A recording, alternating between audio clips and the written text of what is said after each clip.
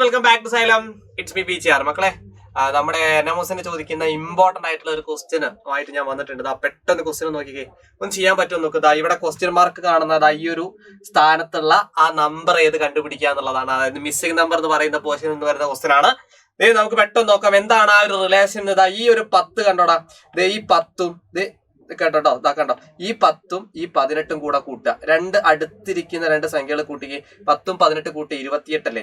ആ 28ന്റെ പകുതി ആയിരിക്കും താഴെ വരുന്നത്. അപ്പൊ രണ്ട് സൈഡിലുള്ള രണ്ട് നമ്പേഴ്സ് ആഡ് ചെയ്തിട്ട് അതിന്റെ ഹാഫ് എടുത്തു കഴിഞ്ഞാൽ താഴത്തുള്ള നമ്പർ കിട്ടും. അടുത്തും അതുപോലെ നോക്കാം, ശരിയാണോ കേട്ടോ.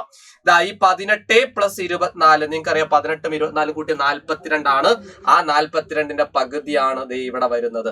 റെഡി ആണല്ലോ. അപ്പൊ അങ്ങനെയാണെങ്കിൽ ഈ ഒരു ക്വസ്റ്റ്യനിൽ എന്താ വരുന്നത് നോക്ക്. 24 + 12, 24 12 കൂട്ടിയാൽ നിങ്ങൾക്ക് അറിയാം എത്രയാ, 36 ആണ്. ഇതേപോലെ എല്ലാത്തിന്റെയും പകുതി എടുത്ത പോലെ ഇതിന്റെയും പകുതി എടുക്കാൻ മറക്കല്ലേ. അപ്പൊ 18.